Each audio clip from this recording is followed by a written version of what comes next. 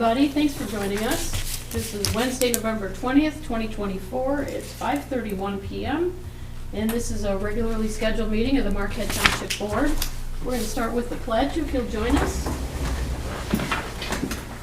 The pledge allegiance to the flag of the United States of America and to the republic for which it stands, one nation, under God, indivisible, with liberty and justice for all.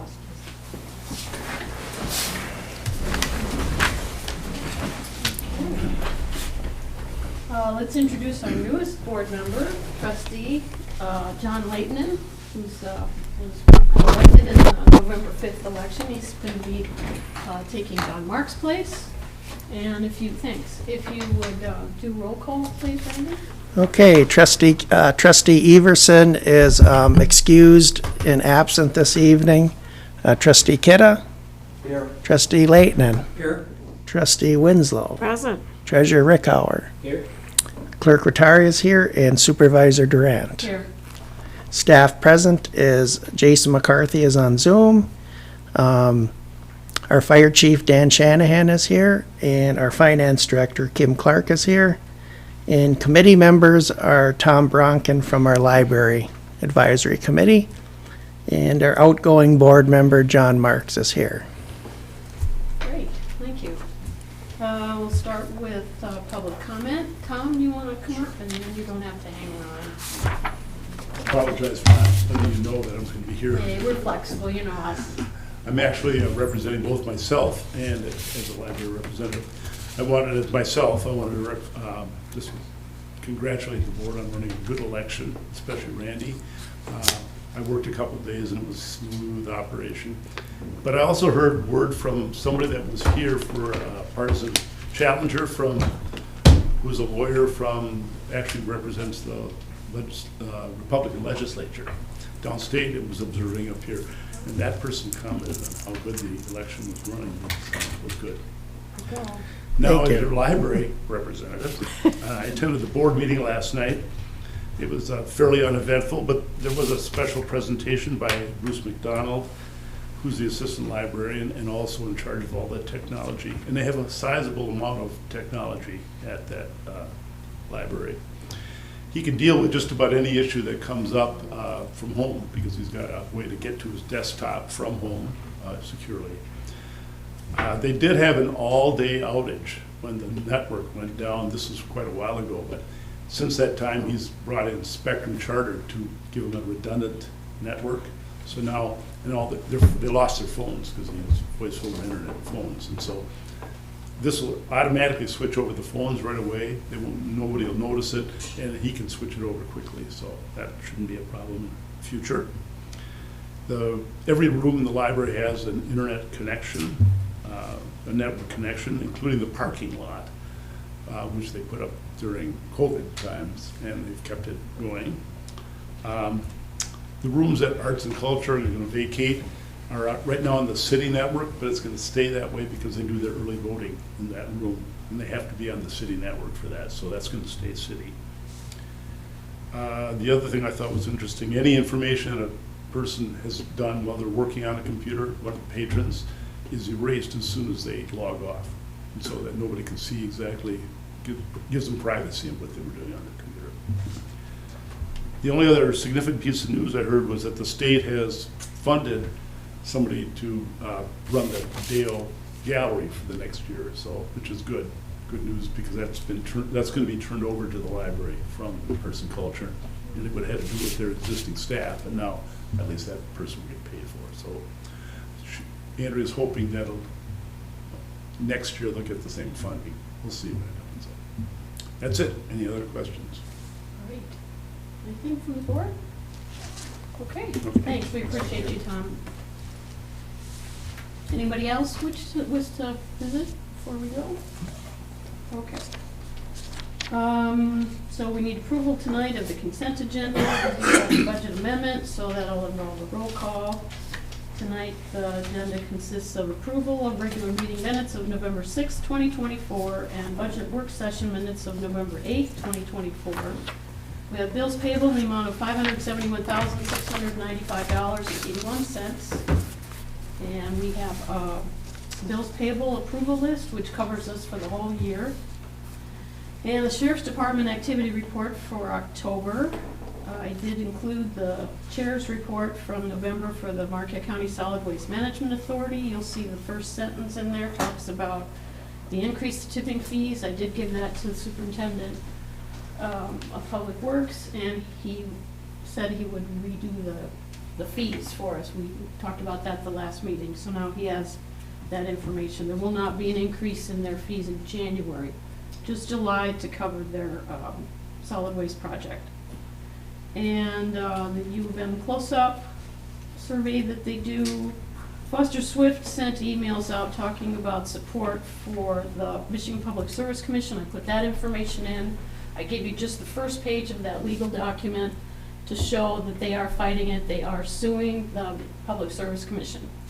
They want a lot of changes done. So I just wanted to inform you of that. I did email him back. One of the attorneys sent that, and I asked him if there was anything we could do, or if they needed people to make comments, or if we decided we wanted to join the fight or whatever. And he said no, but if they needed something, they'd let us know. We also got a nice letter from Steve Holman about the services from the Marquette County Road Commission, which is always nice to hear something fresh and new and a thank you. I started the letter and I thought, oh no, now what? And I got to the bottom and it said thank you. So it was really, really a nice surprise, so I shared that. And then we have October 2024 financial statements, and of course the budget amendment that Randy will probably read. I'll make a motion to approve the consent agenda as presented. Support. Okay. And the budget amendment tonight is 2024-04, so as of November 20th, and it'll be in the minutes as usual.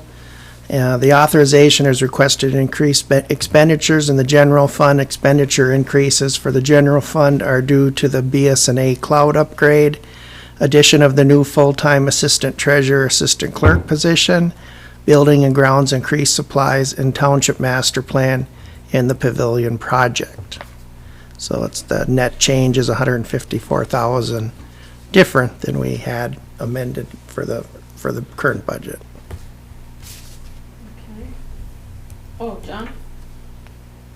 If I just might, real quick, in the name of transparency, restate what I mentioned at the joint meeting yesterday. That pavilion project is over budget and included in this budget amendment. And that's primarily due to equipment rentals. Okay, do roll call? Okay, Clerk Rattari is yes. Trustee Kidda? Yes. Trustee Winslow?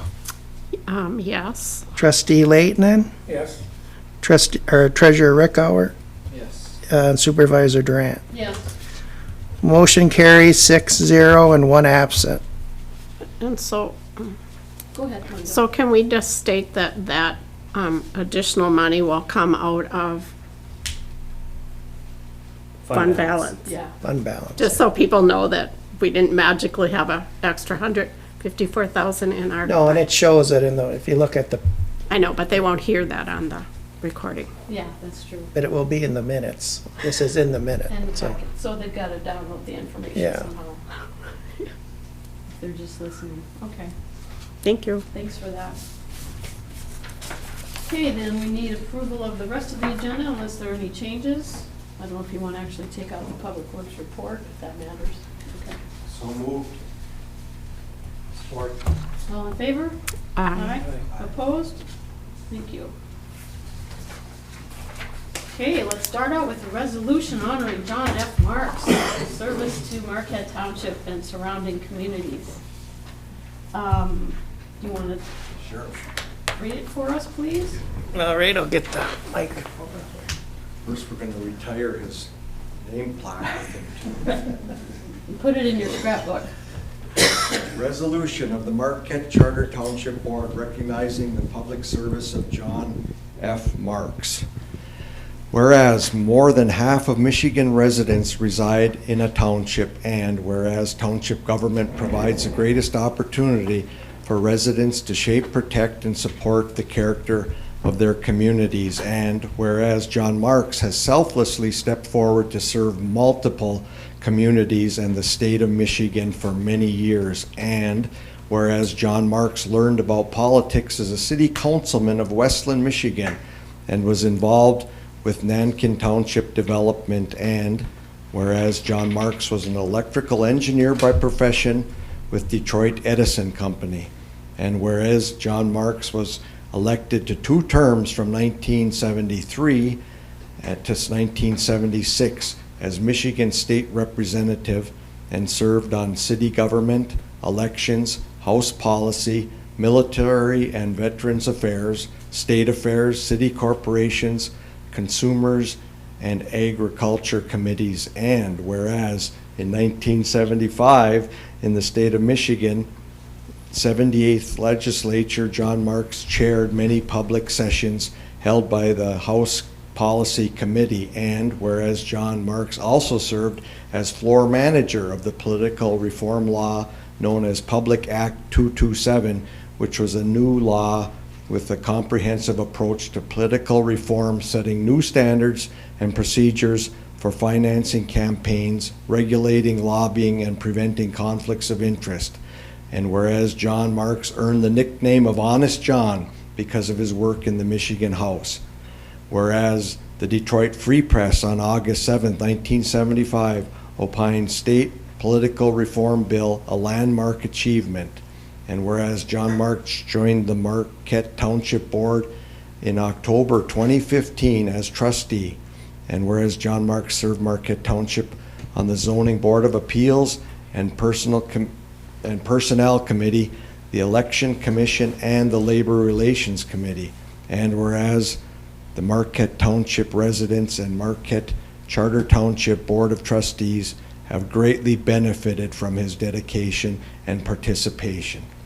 And therefore, be it resolved that the Marquette Charter Township Board of Trustees express their grateful appreciation for the dedicated service of John Marks. Proclaim this 20th day of November 2024. Signed, Lynn Durant, Supervisor, and Randy Rattari, Clerk. Thank you, Carl. Yeah, you're very welcome.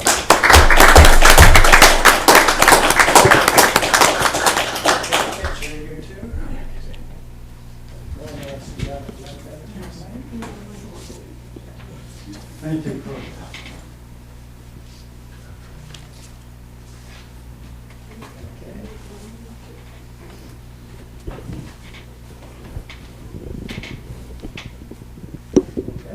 Thank you. Thanks for your support. Congratulations. I'll keep my head down. Okay.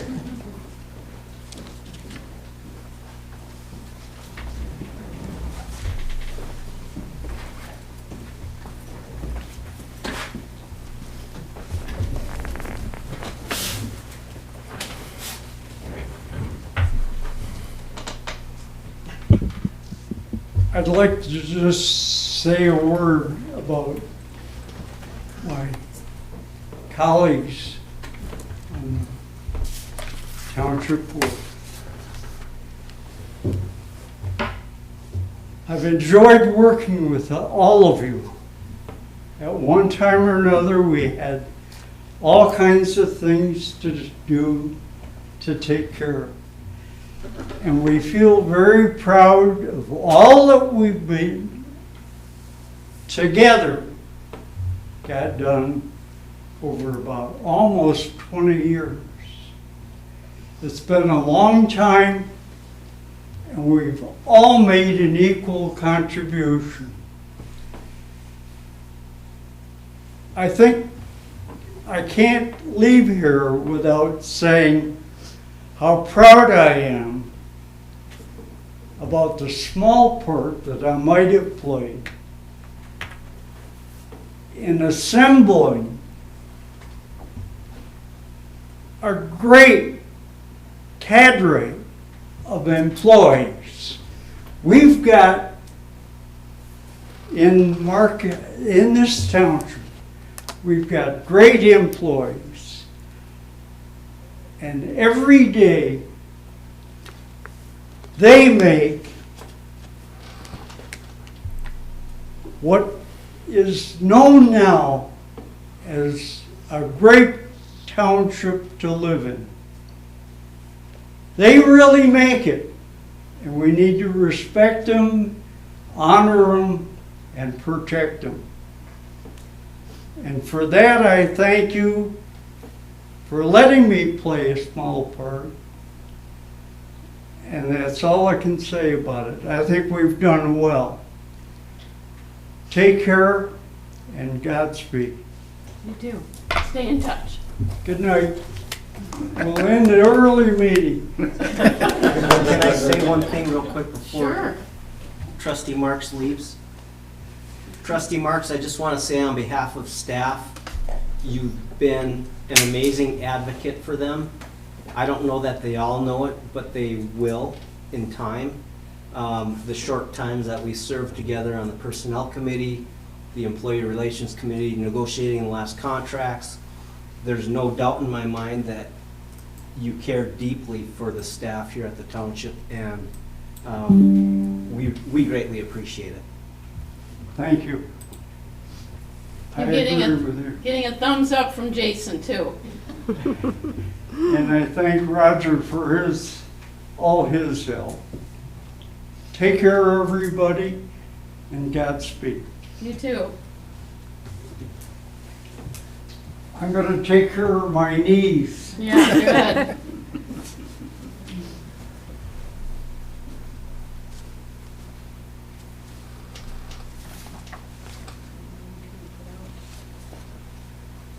Shoot. Thanks for everything. Thanks for everything. Okay, we've got another happy thing too. We've got a presentation tonight. Partridge Creek Composting Valley. Is it O'Neill? Yep. Okay.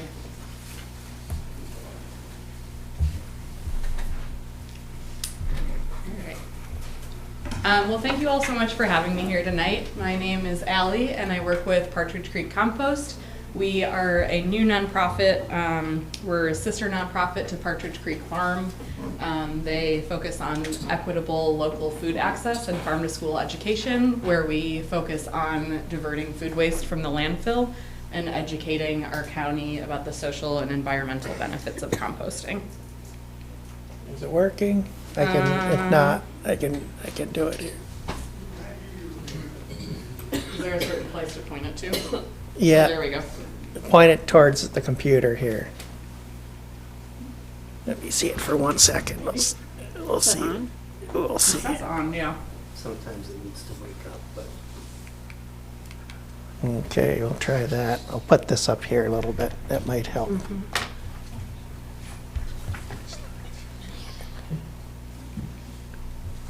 No, So you can't hit the light? just let me know and I'll just Okay, move it that for sounds you. Yeah. Yeah, so I'm just here tonight to give a bit of information and backstory about what we're doing, what we're kind of aiming for, and where we see ourselves going in the future. So like I mentioned, our mission is to divert food waste from the landfill, improve the soil health of our region, and educate our community about the benefits of composting. Partridge Creek Farm, in a closed loop food system, Partridge Creek Farm is working above ground and growing food, and we are working below ground, trying to keep food waste out of the landfill and instead turn it into a finished soil amendment in order to grow new food. So we focus on compost hauling from homes and businesses, processing that compost into a finished soil amendment, and then educating about why what we're doing is important in the first place. So I think it's really important to note this is something that's unique to our area. We are the first compost hauler in the Upper Peninsula of Michigan, and under the new Part 15 Water Quality Act, we're also the first compliant facility in all of Michigan. We luckily were building our site out at the same time that these laws were going into place. So we had the opportunity to build it out in a correct way. Our site is based in Ishpeming. We're on 2.5 acres, and year to date, we've diverted over 500,000 pounds of food waste and turned it into a finished soil amendment. Okay. So this is kind of the little bit of the backstory of what we're doing and why. 51%, over 50% of our food, or basically the waste that's generated in our homes, is actually comprised of compostable materials. So I feel like recycling, the blue single bin, is really kind of commonplace these days, but food waste recycling is a little bit newer to the scene. Why this is important is that when food waste goes to the landfill, two things happen. It takes a really long time to decompose. It takes about 25 years for a single head of lettuce or any food scraps you send to the landfill to decompose. What happens when we send our food scraps to the landfill is that it creates methane that's released into the atmosphere. It's a greenhouse gas that's 80 times more potent than carbon dioxide in its heat trapping abilities, and it also creates leachate, which is basically when food waste, which is really wet and dense, mixes with other hazardous materials and garbage, it can leak out into our waterways. So we're working to try to basically prevent that from happening. Okay, thanks. So it decreases those greenhouse gas emissions, it builds climate resiliency, and it also sequesters carbon from the atmosphere. So as our temperatures are warming, the compost that we're building is literally taking out some of the carbon that exists and is storing it underground. Okay. So I like to highlight this because it's really true. One of our best solutions to the climate crisis is literally being thrown away. So we are here to offer a solution to that that's easy and effective in our compost operations. So right now, basically what we're doing is we are an industrial compost facility. So unlike a home compost facility, we can take a lot more materials than you would want to put in your backyard pile due to animals and just the ability for meat and bones to break down in a timely fashion. We are servicing a pretty large area, as you can see on the map. We've got this same map on our website if anyone wants to check it out. But right now we have got 172 residences, and we've got kind of this low-level goal of getting 250 residences by May. And we're hoping to expand beyond 1,000 residences in the coming year to 2 years, if possible. That would be our number that would allow us to be financially viable as a nonprofit. So I'm going around and just basically asking for people's help in spreading the word. This was our customer start at the beginning of September when we kind of put out this campaign. We are 69% of the way there right now of our initial 250 goal by May of 2025, but we need help spreading the word. We were initially funded by a USDA research grant in order to see if it was even economically viable to offer this service in an area that's this cold and this rural. And so that initial funding that is paying for over 70% of our staff costs is running out in May, which is why we're having this big push asking for assistance to get more people on board. So basically what we do is I brought, let me just grab one of these. Here's a whole big stack of them, but we basically offer homes these 5-gallon buckets. We either come for weekly or bi-weekly service to your curbside. You throw in all of your organic materials in this 5-gallon pail, so it's not limited to, you can throw in meat, dairy, eggshells, soil paper products, all these things that wouldn't necessarily break down in your backyard pile. You can send with us. We don't limit people to the contents of the bucket only. If people want to do, some of our customers that are in Trowbridge already adopted our service because we'll also take yard waste. So with every pickup, you can put out a brown paper bag with yard waste in it as well, and we'll take that away and compost it into a finished soil too. Okay.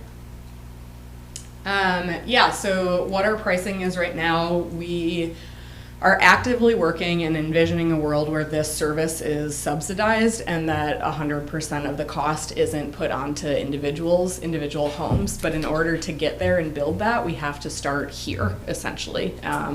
So what we've built is 2 different options. We've got bi-weekly pickups for $18 a month. So we come to your curbside twice a month and basically pick up your food waste, process it into a finished soil, and then we have this soil available to purchase at a discount if you're a curbside compost customer of ours, or we'll come to your home for $28 a month for every week pickups.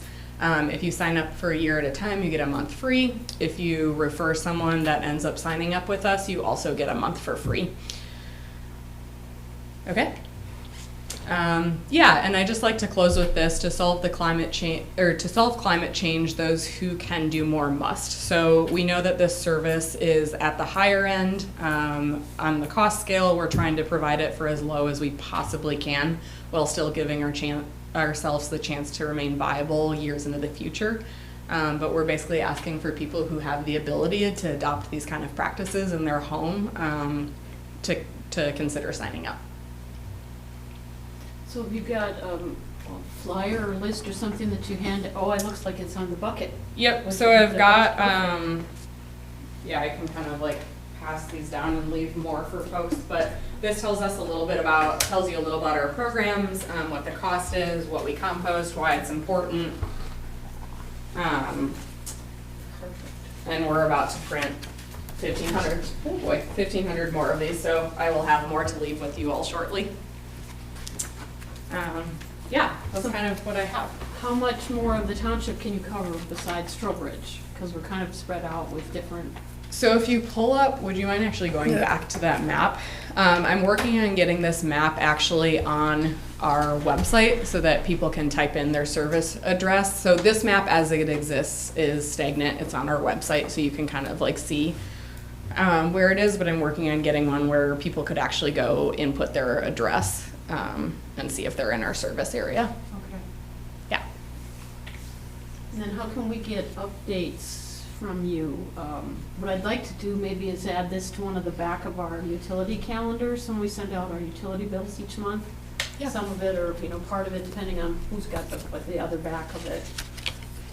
So how will we get an update when, let's say you don't do Oak Hills and you decide in January that you're gonna do it? How would we? That we do more? Yeah. So for the time being right now, that service area is kind of what we're gonna go with and not expand further. Okay. Just because that's a really huge amount of area for us to cover with a staff of 3 full-time and 2 part-time people. So we're kind of have shot the moon in terms of how much we can do right now, and we're hoping to, like, basically the way that we're able to exist into the future is if we cluster homes, because the further we travel in between each home, it just eats into our ability to make this a viable business model. Mm-hmm. So for the foreseeable future, that is going to be our zone model, but all of our contact information is on the back of those trifolds, and you're welcome to reach out anytime. Like if you wanted information to include on any, like really any sort of information to include, or I'm happy to reach out. I just like keep a running tab basically of people that are interested in knowing when our service area expands, and then I've reached out to those people as we expand. Okay. So like if there's ever a home that isn't on our service area but would like to be, they can contact us and get added to that list, and then we'll reach out to them directly. So for our purposes right now, Trowbridge Park is what you're covering for curbside It looks pickup. like Eagle's Nest is well within the Tuesday Can't see shaded it. area. Yeah, there may be, I can turn around. The 492 stretch south of the highway, looks like it's in that Tuesday. I shaded don't area. know offhand which areas are covered and which aren't, but I'm happy to send the like live map to you all. The only reason we don't have it yet is because it includes people's, like the current customers we serve, so I need to wait until we can remove all of those and have it, so for privacy reasons. But I'm happy to send that map your way this week or next week. I have to wait for a routing guy to help with that. Okay, that sounds great. Let me get your card. If you want to start with me, my address, just 'cause I Perfect. have my cards handy. Yeah, that sounds great. I Happy can to do share it that. with everybody. So what about what about commercial customers? We Yes. have a lot of commercial restaurant. Yep, so we do restaurants, a little bit different of a model. We have a 64-gallon cart outside. And for Marquette, it is $50 a month for that first cart, and then an additional $10 a month for every additional cart. And that also includes a 30-minute training for any staff to just understand kind of why this is important, and then logistically understand what's recyclable, compostable, and trash. But we have probably around 15 or so commercial customers in the county right now, our biggest being NMU, but a lot of different restaurants in downtown Marquette are doing it as well. So the schools, no, the public Right schools? now, the only school we have on board is the Ishpeming High School and Middle School. They got a grant through Lift Up to fund their service and education surrounding that for 3 years. And then I just met with Father Marquette, and they're considering it. Yeah, so they would be under the same model that's like a commercial model, where they would have the bigger bins outside. But Ishpeming High School and Middle School is doing this, where they've got a tri-station in their cafeteria where they've got access to compost, and then they're also capturing all of the sawdust from their wood shop as well. Yeah, so we've kind of spent the last, we're still in our first 2 years of being a nonprofit, but building these programs in order to be able to scale, and we're kind of at the point now where we're really ready to accept whoever wants to do it, but we just need help in spreading the word. We'll definitely do our part. Yeah. Anyone else have any other questions? Great, thank you so much for the Yeah. information. Yeah, thank you all so much for your time. Feel free, if, things change, give me a call or something, and we can have you come back Okay. and give everybody an update. Yeah, that sounds great. Yeah, and I will follow up with that map so you all can see it. We're actually just finishing a huge grant tonight, so I need to run, but thank you for having me. Yeah, thank you so much. Good information. Chief Dan, do you think you can follow that? No, I'd rather wait.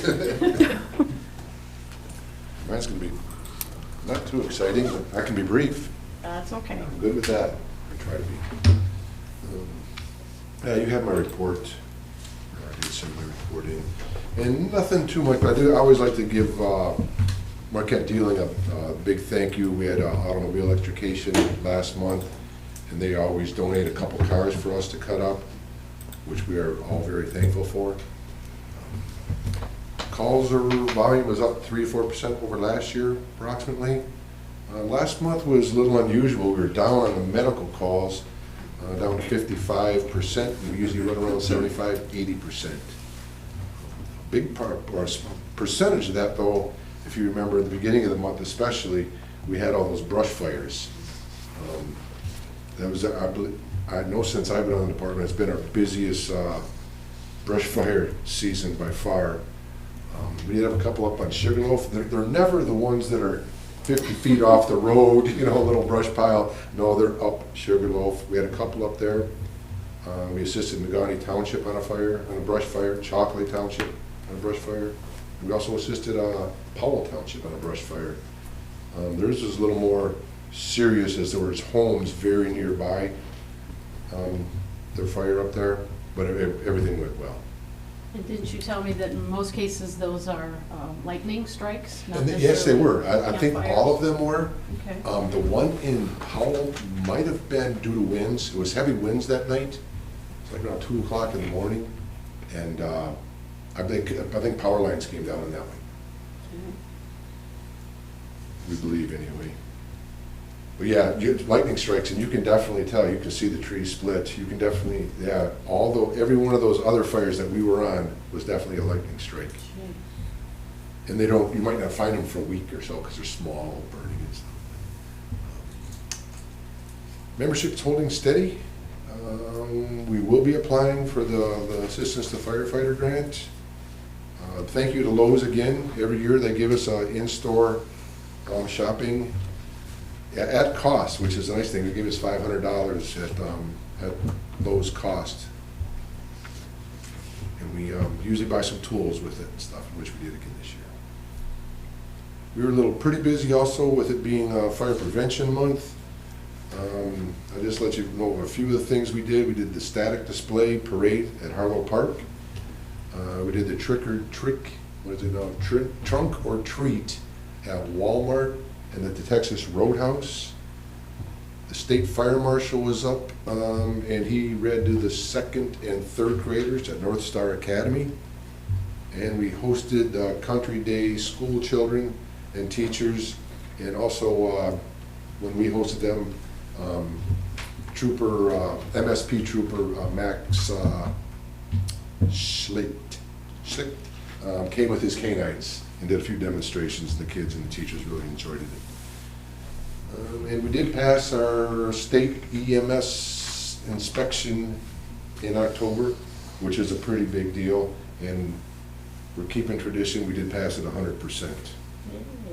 We can thank others for that. Lauren does an excellent job. Is there anybody have any questions on anything?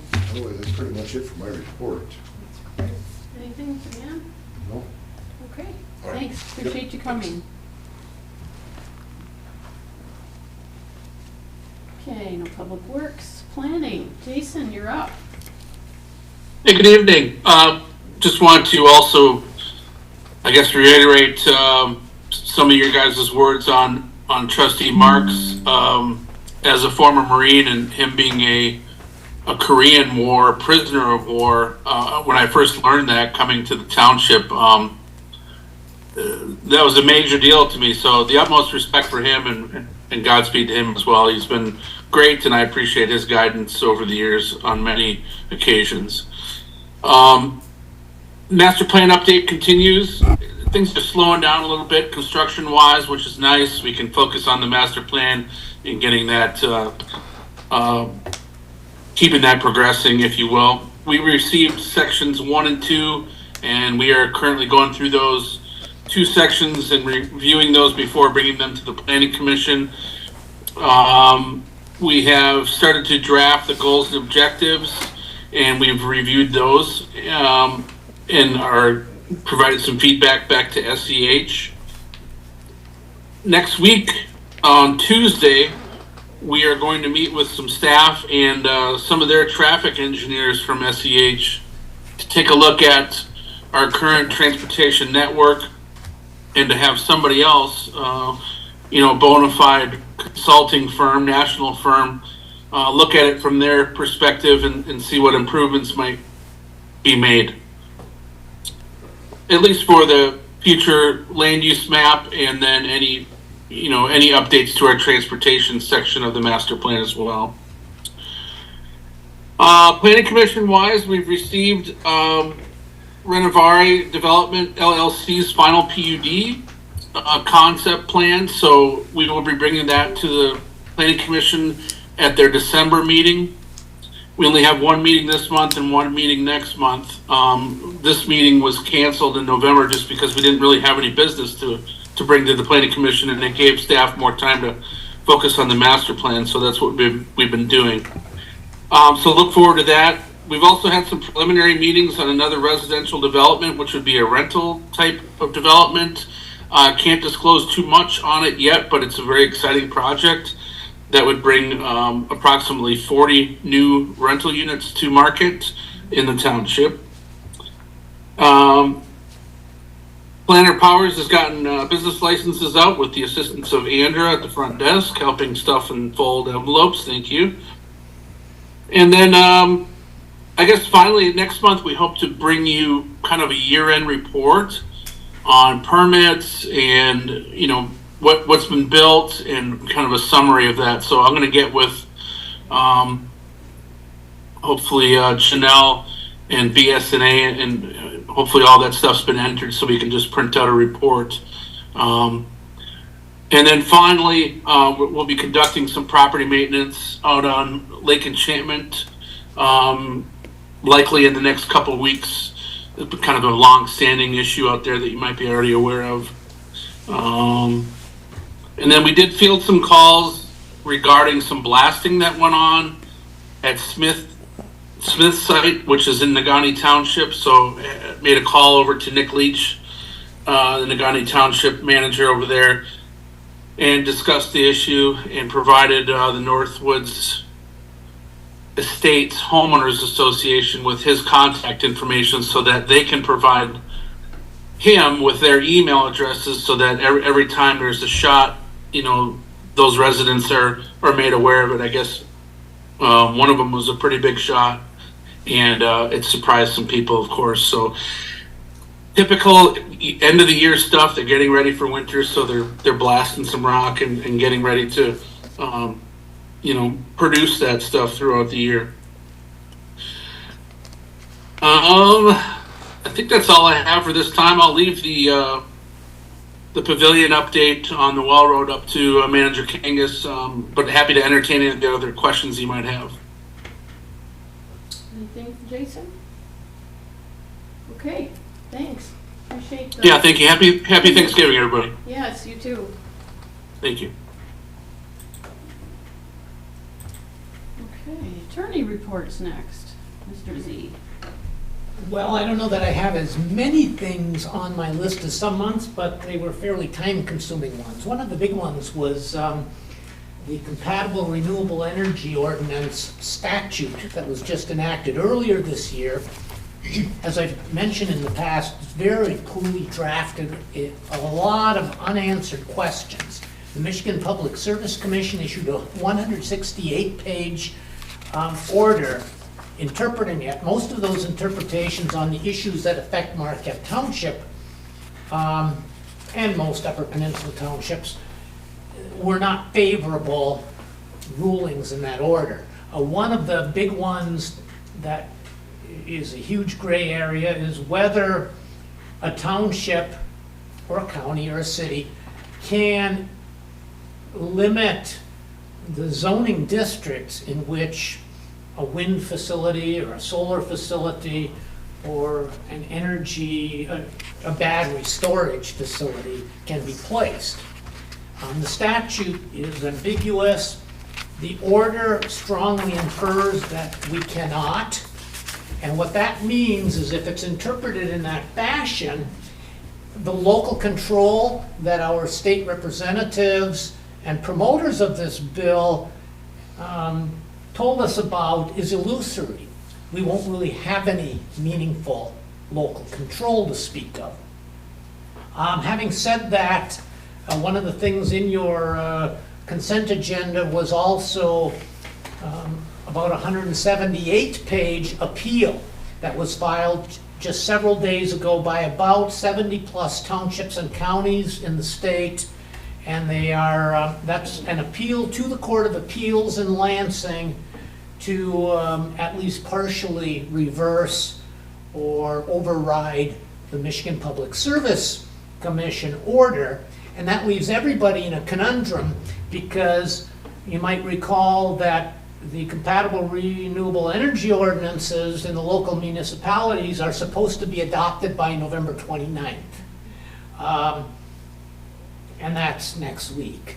But, and nobody knows what it needs to say in order for it to fully comply with the statute. The upside of that is that you can have a workable incompatible ordinance is another term. And that can be adopted at the local level, and in many instances it's hoped that if there is a developer who wants to put one of these huge wind or solar facilities in, they will still decide that they'd rather work with the local unit of government under their ordinance rather than have the state and the Michigan Public Service Commission regulate is the wrong term, but be in charge of the implementation of how that's going to work, because there are a lot of hoops they would still have to do and jump through to accomplish that. So I've spent a fair amount of time just trying to keep up to speed on where this all stands, because by the end of November, I know the Planning Commission has been looking at an ordinance on that. I haven't seen a final version of what they're going to do with it. And one of the other fairly significant time consumption things is the blight ordinance that the Planning Commission put together. I've spent a lot of hours redrafting most of that. And I should have that possibly by tomorrow, back to Jason to disseminate and distribute to the Planning Commission and take a look at. And that in turn would then repeal your property maintenance code, and I think I've been kind of complaining about that for about 15 years, that it's time to have that ordinance replaced and updated. The Lake Enchantment Road property cleanup issue is still ongoing. I spoke with the planner as recently as either yesterday or today. The days are kind of a blur here.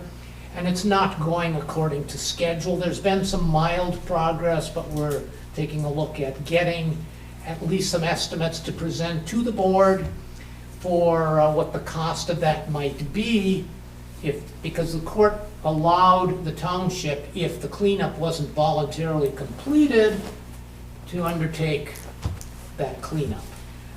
Before making a decision on that, that's the board's decision. In any event, I had recommended that Eric get some estimates at least to see what that looks like. And there are some options there in terms of possibly trying to recover that, which may or may not. I'll leave it at that.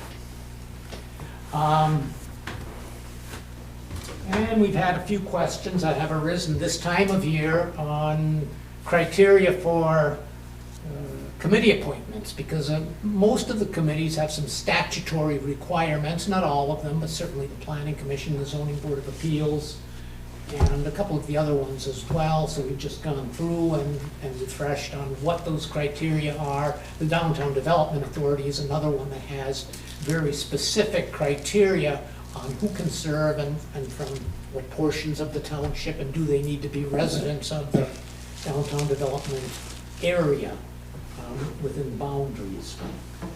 We've taken a look at the roads committee bylaws as recently as today. And I reviewed the Fishbeck contract, which is your water tank updates that are occurring here within the last month since I gave you a report last. And there's, I think I looked at the signage on your well road with regard to the free roaming or leashing of dogs, and issued a short little report on that. But essentially the signage is compliant with state law, and the fact that it's owned by the township doesn't make that public property per se. It's still private property, and a property owner is entitled to allow whatever it wishes to allow on its own, or prohibit what it wishes to prohibit on its own property. And that's what's coming to mind. I'm probably overlooking something or another along the way. We do have a hearing date also, sorry to be bouncing around so much, on the appeal to circuit court from the Zoning Board of Appeals. That will be in December, and I don't have that etched in my head right now. It's in the teens of December. And I will forward some additional, I'll forward a message with the exact time and date of that, but that'll be occurring in circuit court in the teens of December.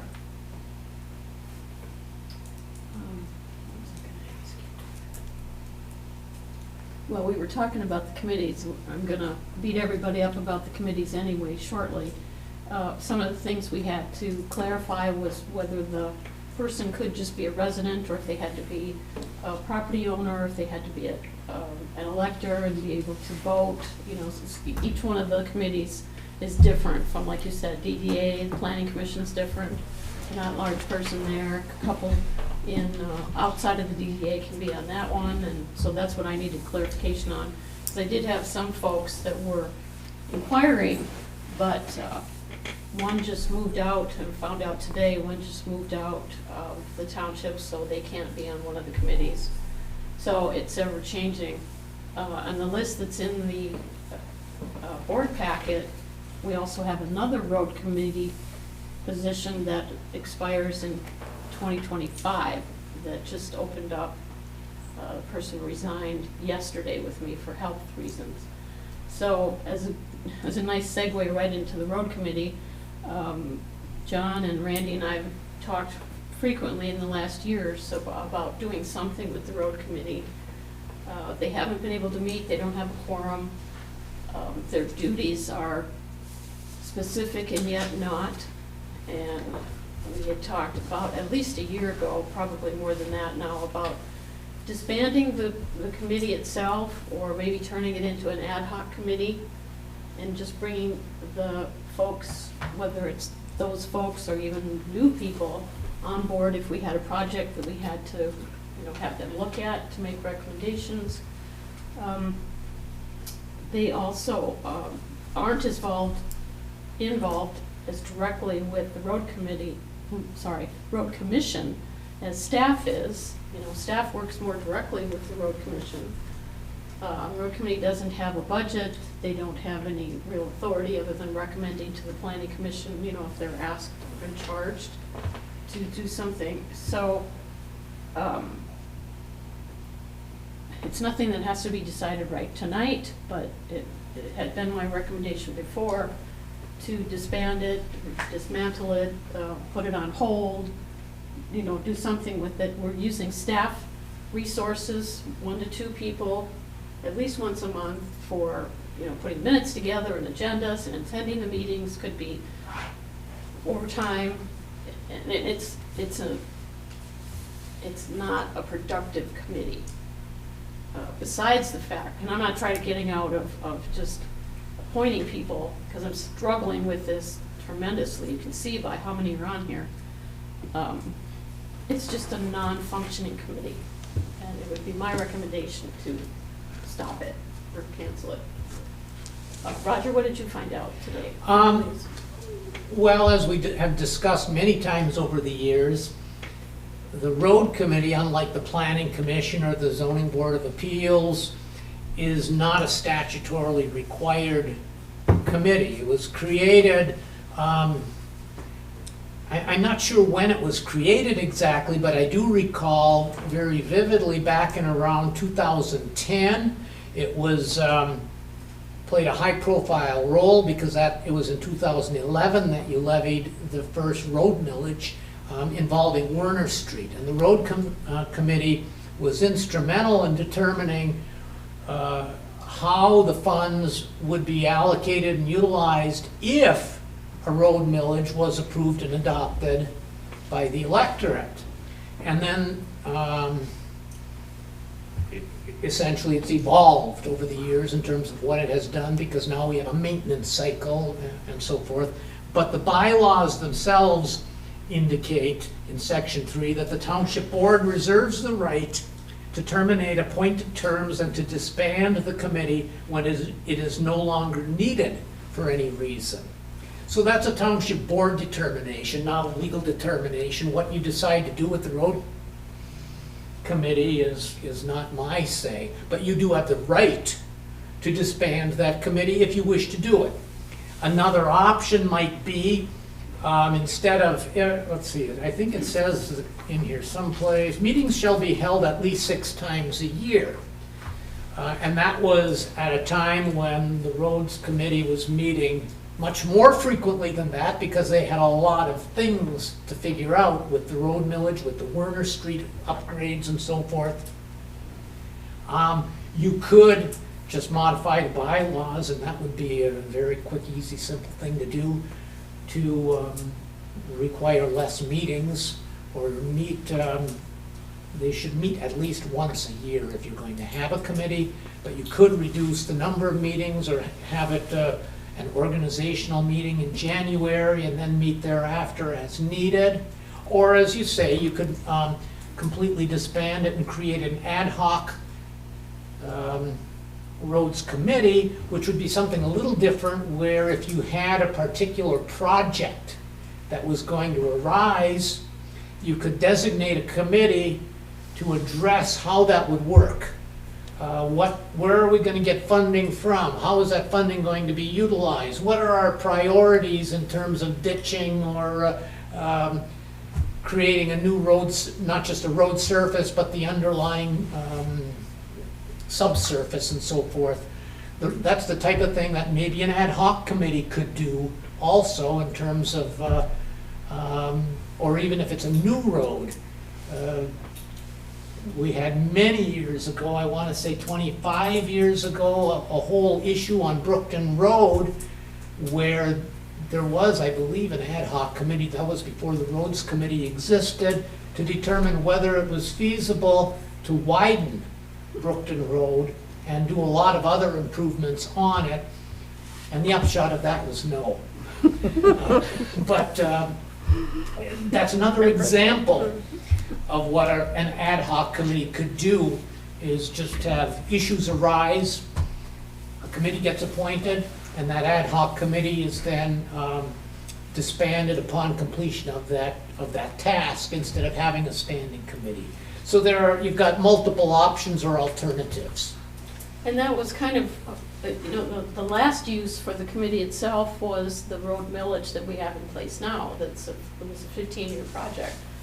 And Dave and Pete were instrumental in figuring out, the spreadsheets and the pictures and the cost and how to finance it, and they did an awesome job. So the committee in that case played a huge role in how the planning commission and the board made the decisions after that. But years ago, when I was first on the board too, we decided we were going to have a sign ordinance, or had to upgrade the sign ordinance. So the board created an ad hoc committee, and I think there was like 10 of us sitting around a table. We had many businesses and residents from the township, and Cook Sign was there, and we had presentations by people. They brought in big books and looked at all the different kinds of signs and the ordinances and what's accepted. We did it for a couple months and made the recommendation, and then we disbanded. So, I was thinking, I forgot Dan's on the road committee too, so we've got 3 staff, floating around and doing stuff that's not really necessary in my mind. But if y'all want to keep doing this, we can keep doing it. I just thought I'd bring it up for discussion, since we were going to talk committees anyway. I would be in agreement with you. I'm on that committee, and it's not really very important what we do. Don't you feel the same way, Dan? I mean, it's just another meeting. I'm in favor of Elon Musk's model, no more meetings. All right, let's go home. So Carl, you'd be in favor of converting that to almost an ad hoc committee? Yeah, that So would be fine. So if there was something came up, I think we could assign a committee and take care of that problem then. And that's the advantage to the ad hoc, is maybe you've got people who are interested. Maybe it's buy a neighborhood or buy a store or something that those people can help participate in. So you're not even restricted to worrying about filling the committee seats. You've got a wider range of community input and different knowledge, which is even better. So it's not like it would go away. The committee itself would go away, the option to have the ad hoc. And I don't know what that would involve, Roger, if we just, destroy the bylaws and it just disappears, or we just say that it's disbanded and they don't meet. You would adopt a resolution, and I'd have to think about the exact content, but it would disband the committee, and it would repeal the bylaws. And then just keep all of that, and if we decide to resurrect it, Well, we've got it in place to yeah, in to municipal edit. government, you basically keep everything forever, Yeah, so. that's true too. John? I got myself in trouble on this subject about a year ago that you were referring to delicately, and agreed not to push the disbanding of this committee again, out of respect for at least those members that were trying to do their part at the time, and I think probably still would be if their health and availability matched what it did at the time.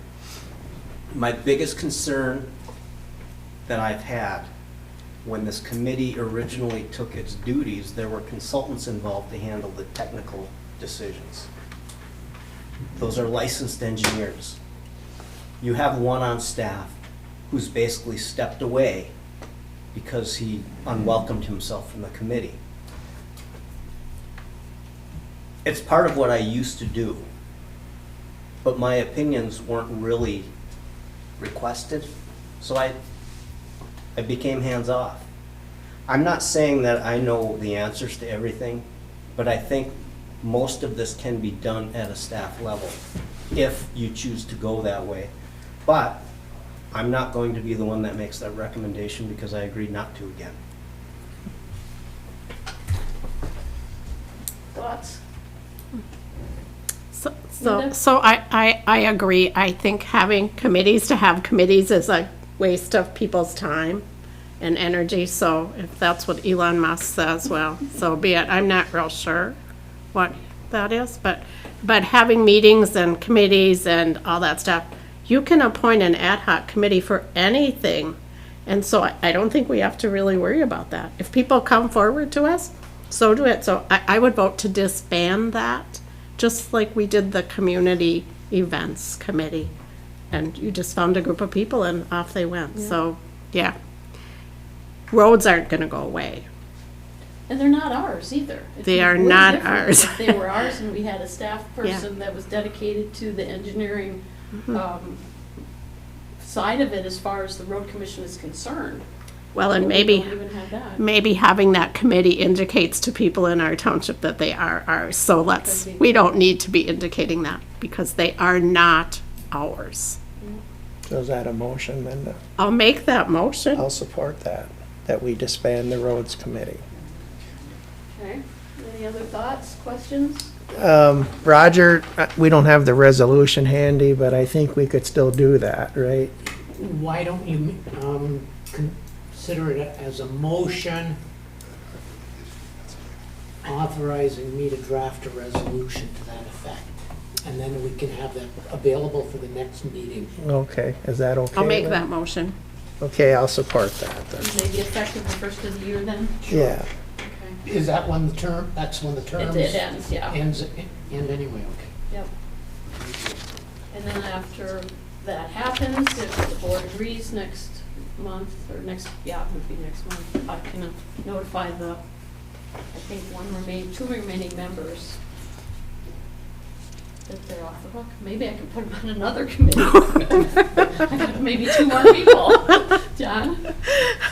I just want to state that if this does happen, you have my commitment to work with staff, to work on a proper asset management plan, so that when it comes budget time every year, we can give you a solid number, what we need to do the maintenance, for road maintenance on local streets every year.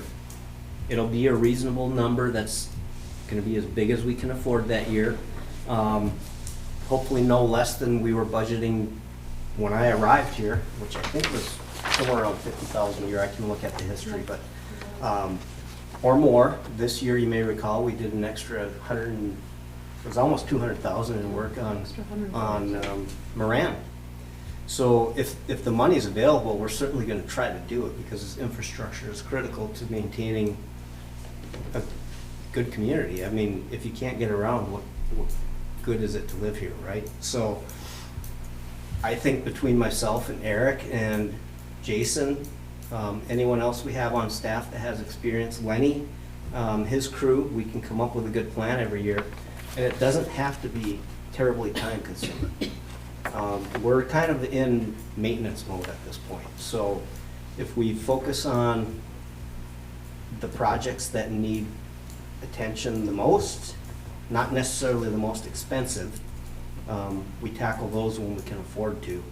I think we'll do the best we can to keep the roads in decent shape, knowing full well that the repair that was done, especially in Trowbridge with this bond project, that's only going to last 15 years maybe. So by the time the millage is up, we're going to have a plan there, and we will need a consultant to help us again for that. Okay. So all in favor? Aye. Opposed? Thank you. So let's just touch briefly, just for the public's purposes, on the committees that we've got open.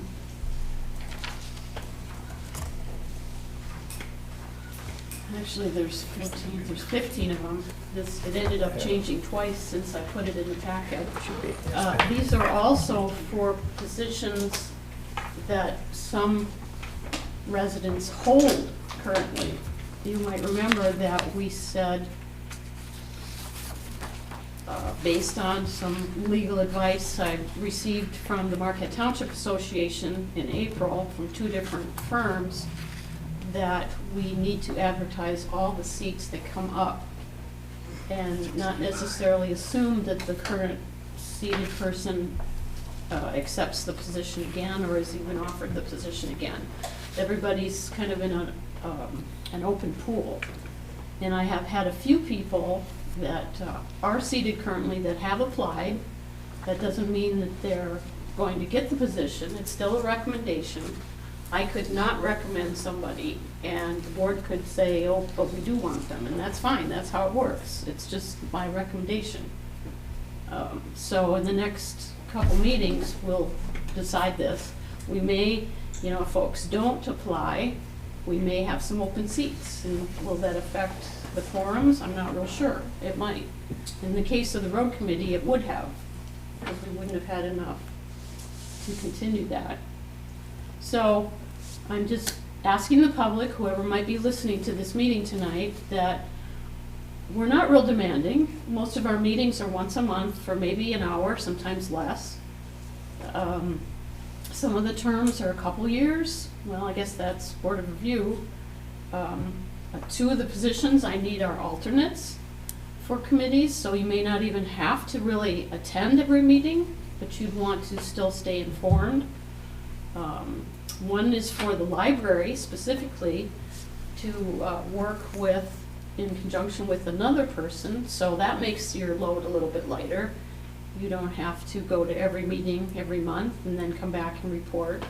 So we've got a lot of variety. We've got the events committee that, is sporadic.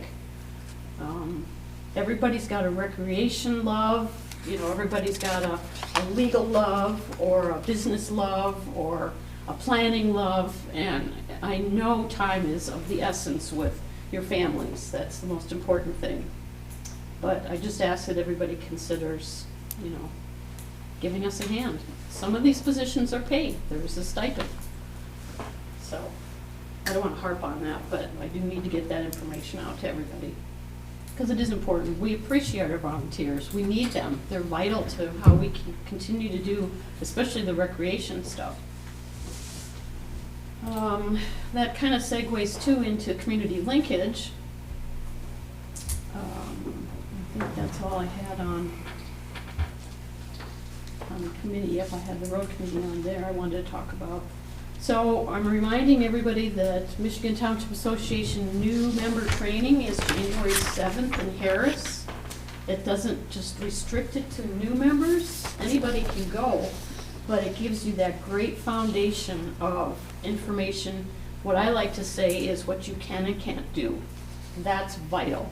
And that's one of the reasons we have Roger here, because I've always told him, if one of us is misspeaking or going down the wrong rabbit hole, stop the meeting, raise his hand, yell at us or whatever, because that's very important. We do have to be cautious on how we approach some of the conversations we have.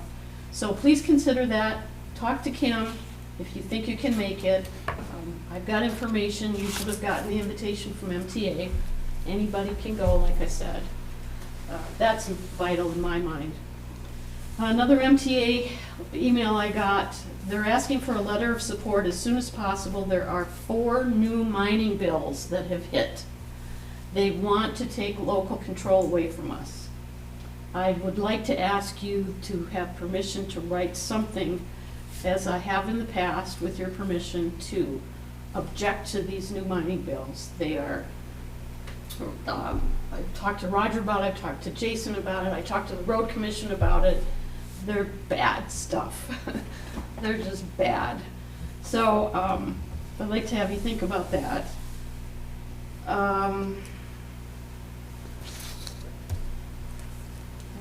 Yeah, Foster, I'd already talked about Foster Swift. Michigan Township Business Association, we met with them yesterday. Some of the board did. Had lunch, had an hour-and-a-half conversation. It seemed really worthwhile to everybody. The businesses ask a lot of information, and fortunately, we had updates on development and projects, and I thought it was very good meeting. I don't know, John, if you want to add anything? 'Cause you and, the staff spoke the most with information. We talked about solid waste and recycling and development, and I can't think of anything else. If you don't, that's fine. I'm not trying to put you on the spot. I think the only other important information I have to share can wait till my report. Okay. Whoops. I also went to the county commission meeting, Board of Commissioners last night, and the road commission did an excellent presentation. It was about 35 minutes and went through all what they do and what they don't do and how they're trying to do more with less, and it was an excellent presentation, I thought. At that meeting, Scott Urbish, the administrator, also announced his retirement at the end of February. So everybody there was a ho in the room. It's kind of interesting. So he's looking forward to that. They're going to have to start searching. I already told John he couldn't have the job, so don't worry about that. And they did also say part of the election result in Champion Township was that they had no one running for treasurer. So someone stepped up at the end, at the last minute, I guess, and did a write-in and said they would agree to take it on.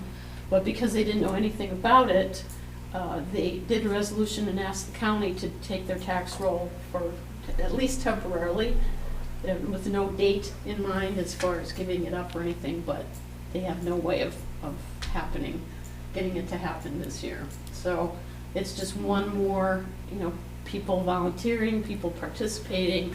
They either don't have the time or whatever. It's just part of the times. You can't get help, I don't know where people are, but it was kind of sad, but fortunately the county's got the resources to take it on. They'll get a 1% admin fee for doing it. So it gets Champion some time to do some education. Hopefully that person will go to Harris and know what they have to do and learn. I guess that's all I had. Yeah. Anybody else hearing anything from the public? Problems, issues? The election went well, thanks to Randy. I know he's getting lots of kudos, but he did work hard. So I have one thing. One of the township residents came up to me last evening and was questioning about the recycling bins and the trash bins or garbage bins, saying that he had more trash or garbage than could fit in the bins. And I explained to him he could get another bin. And I did direct him to call Lenny, which is my person I would direct him to. So just so the residents know, you can get an additional trash bin. That would be the red bin. There's a fee, but there is not an additional fee on your utility bill saying that you have to pay for 2 trash bins. Yet. That's what I did say to him, yet, okay? So just so the residents know, because I again saw people overfilling bins in my neighborhood, one person, and it got left there. So I'm thinking the hauler is gonna not collect. The other thing he brought up was someone who is elderly and unable to roll the bin had left it down by the edge of the road, and he said someone stole it. I also told him to call Lenny about that.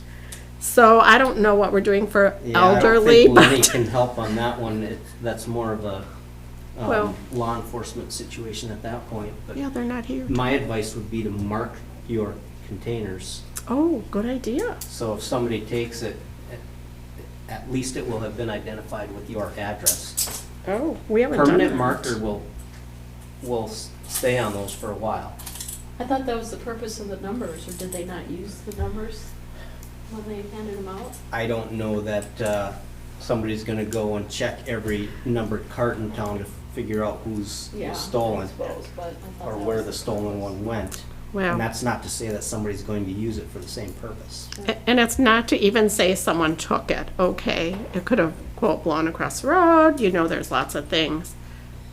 I wonder if But- his recycling bin was full too. I don't know, but I know that Lenny will be able to assist people because that's his, I don't want to. I don't want them to I don't mean think. to interrupt, but I also want to let everyone know that we sold most of the carts that we had, so you may have to purchase an additional cart from North Country. Hey. Which means you're paying their price, not the price we had. We didn't buy a huge inventory to just collect dust. We got enough for some growth, and we had so many customers needing extra carts, and I'm not exactly sure why. I have a family of 5. I don't fill one of those carts every week. So I think somebody's doing something different than just household garbage. Yeah, could be. And I wonder if he read the back of his calendar to tell him what to do. Don't know. Most people don't. You can give it to him, but you can't make him read it. Yeah, so anyways, I thought, That was good. so I'm sure other people may be wondering that as well, but. Okay. Thanks for that. All right. We want to consider purchasing Genesis extrication tools. Why I not? hope you do. Just a drop in the bucket. No, He's got the money. no, it's something we were hoping to purchase with the, And you have the money, which is. we do have the even money, and I'm sure that's the first question. We do have the money. It's in our, we collected quite a bit more money than we anticipated in 2023. And in August or September, we figured out that we do have the money. Originally, we were hoping to get it with the new truck, these tools, because our extrication tools are mounted on our old truck. We do have the e-tools aren't. But we were hoping to reduce the price in the new truck a little bit by cutting back on some things, and it just didn't work out. But we do have the money, and it is in our equipment fund balance. And You can see, I think some of the that quotes money from is April. money that you do have to spend. We do have to spend some of it, right. And like I said, we're kind of conservative, and this way we can purchase things. They said they were anticipating a 5% increase in 2023, and I think we ended up getting about a 8 or 9% increase. So, I'll make that motion that we buy those tools. It's about taking good care of our residents. it is, they're nice. Who supported Andrew? So have you seen a demo on these? We did a demo. You probably, if you looked at our quote was in April. We've done the Hearst, and we did the Genesis, and we've had Hearst for 20-some years. And the Genesis rep came up in April, and that's when we got the quote also, which is good until December 31st. But yeah, we did a couple hours out back here. We had a couple cars come, and the rep came up, and just the balance, the technology, that's a lot nicer, and even compared. And the biggest thing that I think it was the weight distribution. Believe it or not, they are maybe just even for the young guys, they're getting a little bit heavier. Yeah. With those e-tools, they are quite heavy, and the weight distribution is nicer. And then the batteries, we're buying all Milwaukee tools now. And Well, that was my curiosity, because it just says 2 M18V batteries. It doesn't say what amp, because you can get anything from a 3 to a 5 to a 8 to a 12, and when you throw those 12s on, that gets heavy. It does, yeah. It's like a- No, and these were gonna be, I believe I think they were the 12s. They're heavy, but they're smaller, the whole tool itself is heavy, but it's just distributed, very nice. Balances. And the price of the batteries, the Hearst is, you have to buy a Hearst battery, and the last ones we bought, they were over $800. It's a single source battery also, whereas a Milwaukee battery you can get Correct. at any local supply store. And that's a concern too. I mean, Hearst won't, and I agree, they could be right, but are they gonna stop making those? I hope not, but Yeah, for we future do people. get them, but I don't know about, personally, it's an issue when you buy them all over the place because you have to keep records because of the warranty on them. Otherwise, they go by the date that's on the tag, and if they've been sitting on a shelf for 2 years, you only have 1 year warranty. Yeah, I know. You know, so you gotta tag them and mark them down Yep. where you bought it and, you know, the date you bought it. Right. We're pretty good about that type of Good. stuff. Yep. Okay, any questions for Dan? All right, all in Thank you. favor? Aye. Aye. Aye, opposed? Thank you. Thank you very much. Happy Thanksgiving. You too. Oh, any committee updates? Roads didn't meet. That would be the only other one probably. Are you doing? January 1st. Oh, we kind of lost our public. Any other public comment? Okay. Any announcements? I just got a few, Lynn. The clerk's department now is kind of quiet after the election. And there's a 30-day holding pattern that we have to wait for 30 days after the election to, in case there's any recounts, ask for any recounts or any other issues.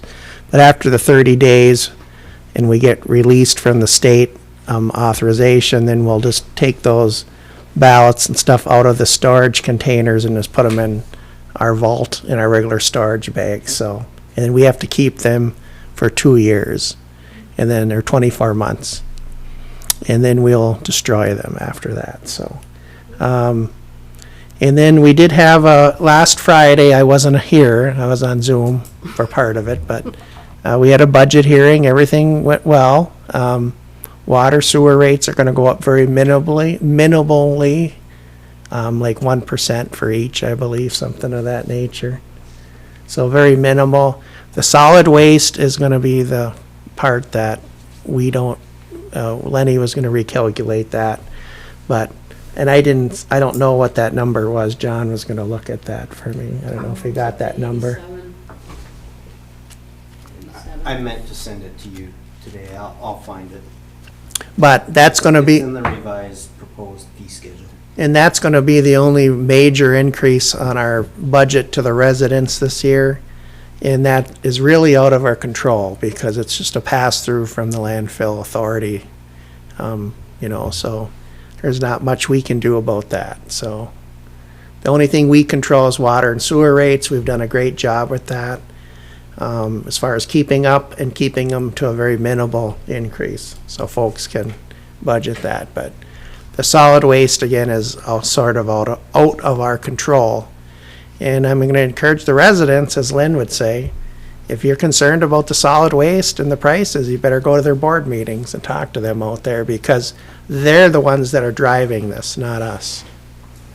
They meet the third Wednesday of the month, right before our meeting. They meet at 4 o'clock out in Harvey, or Sands, pardon me. And they do have a Zoom link, and you can talk it in the Zoom. Just raise your hand, you can talk twice, in case anybody wants to listen in. But they're right before our meeting, so that's why I have to Zoom it. But my concern is you know, it's not plateauing, it's just going like that. And eventually, I think they're gonna have a boardroom full of people because their prices have to stop some, or, you know, they have to be sustainable sometime in the future, and I don't know where that point is. Linda? So continue to recycle because that is one way. Maybe they won't reduce their fees, but maybe they won't increase them by as much. But even the person who talked to us tonight about composting, you know, we have to do something. It's real. It's real, even though people will tell you some of it's not real. Yeah. It is real. John? I just wanted to say one thing about composting. Now that we're taking our paper products, our metals, our plastics out and putting them in recycling bins, the heaviest thing left is the compostable materials. And whether you participate in Partridge Creek compost program or your own, anyone can have their own compost bin or pile out back. If you can find a way to keep it out of the trash and not create a nuisance for you and your neighbors, that's the most ideal thing to do. My coffee grounds go in my garden every day. Apparently the worms love it, and that's good for the plants next time. But I'm gonna need more dirt too, so I'm composting my leaves and all that too. Good deal. What else? Any other announcements? What do you think, John? Are you overwhelmed? Not yet. Okay, good. I'll keep you for 4 years now. Okay, manager's report. All right, yesterday before the joint meeting with the Business Association, I was on a Zoom call put on by MTA for township managers, and the primary speaker was Judy Allen. Judy is, her official title, Director of Government Relations.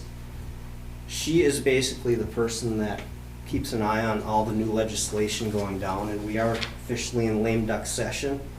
The House of Representatives in Lansing is flipping at January 1, so there's a whole bunch of activity that's being proposed to be jammed through between now and the end of the year. They have 8 or 9 session days left, starting next Tuesday, I believe, and that's when we really have to keep our focus high, because there's a whole bunch of things. Sand and gravel being maybe the biggest. It's another attempt to strip local control. And the biggest reason why is because sand and gravel pits can only be located where they exist, and in many communities they're preventing it. We are not. We have a pretty active sand and gravel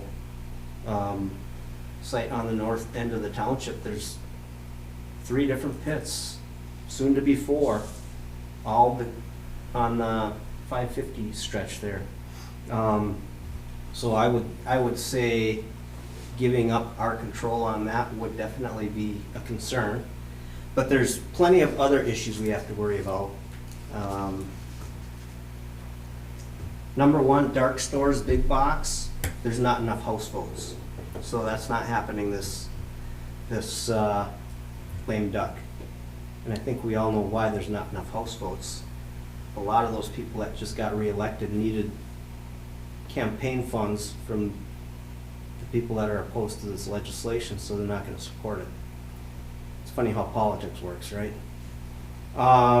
Short-term rentals might be coming up, and I would guess if anything it would restrict it, but our short-term rentals, I don't know that they're as big of a problem as they are in other places, because we aren't the lakeshore community, other than a very limited stretch that's maybe not the same as right along the city or even Chocolate Township, where you have sandy beaches. Sand and gravel is the big one. There were 12 bills addressing housing and zoning reform. That's down to 4. Judy suggested that the 4 that are remaining aren't as concerning as the other 8.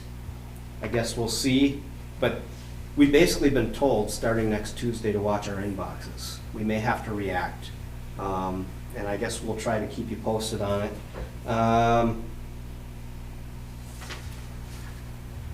They're pushing for a statewide sanitary code. We're the only state in the country that doesn't have one. And I think that's being fought by the county health departments, because every health department has their own sanitary code and every one of them is slightly different, which can be challenging. That comes into play with your well and septic systems, that kind of thing. They're still talking about a statewide tipping fee. So what did we just talk about? Tipping fees at the landfill continuing to skyrocket. Now you add a statewide tipping fee on top of it to help clean up contaminated sites that will probably never make it back across the bridge, because it hardly ever does, or it'll be pennies on the dollar. We got to keep an eye on that one. Recreation passport, they're talking about changing that from opting in to having to opt out when you renew your vehicle registration. So if you don't check the box, you're automatically paying the additional fee. So this is another money grab for the state. Yeah, it might be for good purposes, but they're trying to trick a whole bunch of people to pay for things they never intend to use. And it's kind of silly in my mind. There is a bill, Senate Bill 660, regarding stormwater utilities. That's kind of an interesting one. We may have talked about Bolt versus Lansing here before. I don't know who all would have been involved in that conversation, but Lansing created a stormwater utility. It was fought in court, and the person that fought it prevailed. So a lot of communities are hesitant to create stormwater utilities. It's one of those things that there's just no good funding source without a utility. City of Marquette has one. There's a few downstate, but a lot of people are afraid to create them because of the risk of being sued over them. There is a minimum staffing bill for police and fire. It's stalled, but you can expect to see something on that again. That could be a huge deal as far as having full-time staff at the fire department. If suddenly we had to double it, how do you pay for it? Because of state law. That's a challenge. Marijuana, there's currently 2 bills that apply, one for medical, one for recreational. They're talking about combining those into a single bill. That might impact the number of licenses we currently allow in the township, so there'd be some scrambling in our zoning ordinance for that. Terms of office for township representatives, that would be the 6 of you. The next election, instead of the first day in office being November 20th, it'll probably be December 1st if it continues down the current path. So that would be one less meeting for any new trustees in the first year.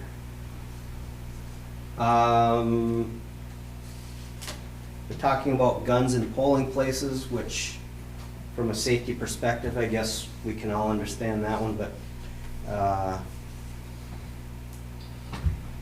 change to, there's a couple of House bills regarding the statute of limitations on sexual assaults. I'm kind of half wondering if this doesn't mimic what New York did. They changed their statute of limitations to go after the former, soon-to-be the president-elect. They changed the statute of limitations to go after him on something that had already expired. I think Michigan's trying to do the same thing, and when it comes to sexual assault, I think that's a pretty delicate subject, so I won't even form an opinion on that. But they'll be back in session next Tuesday, and Judy says, watch your inbox. So don't be surprised if we reach out to you saying, high alert, there's potential attack on local control or anything of that nature. So how would we try to address that? I mean, I've asked the board if they consider doing something for one of these items already. Should I do a bunch of templates and send them out to you, or how I could don't we think do we anything? should do anything preemptive because we don't know which ones they're going to ask for assistance on. Some of them, they may provide us templates to use to send to our legislators. My opinion is our legislator was voted out of office, and if it's important enough to her, she's not going to care what we say. We've seen that already when she was still assuming she'd be reelected. So I don't need to beat up on anyone that's on their way out the door, but we just never really. It's just having it documented is all I'm thinking. Oh. You know, something yeah. that tells somebody down there that we object. That's why I asked Foster Swift if they needed something else that I could bring to the board and say, yes, would you support this? And he said, Yeah, I no. understand that. My only point is, if we had a template ready to go on every single one of these, we Right. wouldn't even know what to say. Well, I didn't know what the board's flavor was on what's important. You know, the sand and gravel, I think, is. I could almost just send the last letter that we sent again, you know, because it's pretty much the same. We've jacked, period. But I don't know, what good is it gonna do for us to watch our mailboxes if we aren't gonna react? What can we do?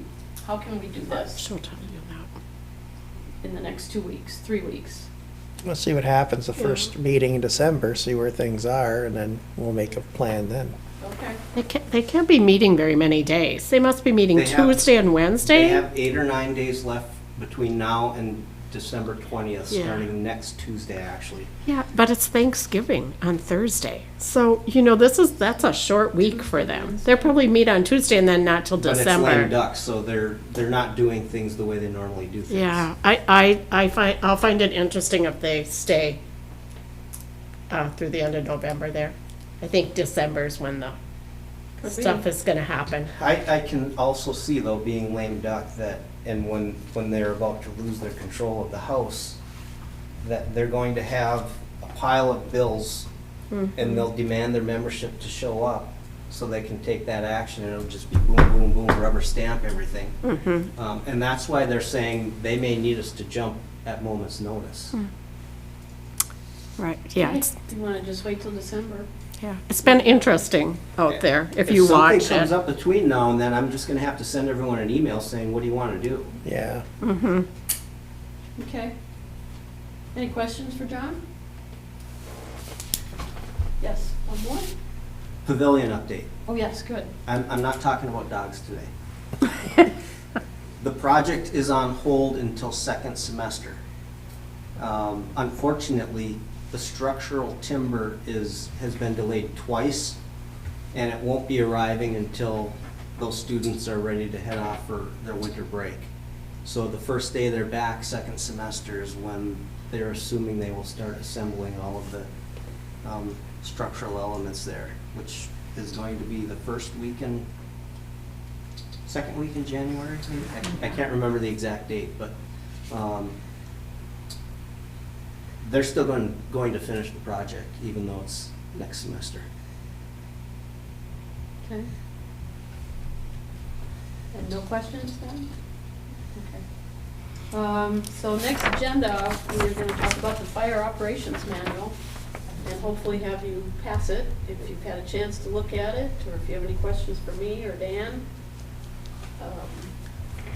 I hope to, we don't have to pass it next meeting, we can pass it the meeting after that if you want, but I'd like to make it effective the 1st of January. So I'll do the motions. We'll decide next meeting. Okay, so the first motion was to approve the consent agenda as presented, and that was approved. The second motion was to approve the regular agenda as presented, and that was approved. The third motion was to authorize legal counsel to draft a resolution to disband the road committee and put it on a future agenda, and that was approved. The fourth motion was to approve the purchasing of the Genesis extrication tools for the fire department, and that was approved. Okay, thanks. Our next meeting is December 4th. Any board member comment? Anything anybody wants to share? Just a happy Thanksgiving, everyone, and again, a thank you to John Marks for serving on the board for as many years as he did. He brought a lot of very good insight to us, so hopefully he can enjoy his retirement moving forward, so. Good thoughts. Anything else? We can wrap it up. Somebody wants to make a motion. They're not here. Dan, wherever you are. So Should just have had have to them send zoom it out in. until it shows up. I'll make the motion to adjourn. Okay, I'll support that. All in favor? Aye. Opposed? 7:09. We are adjourned.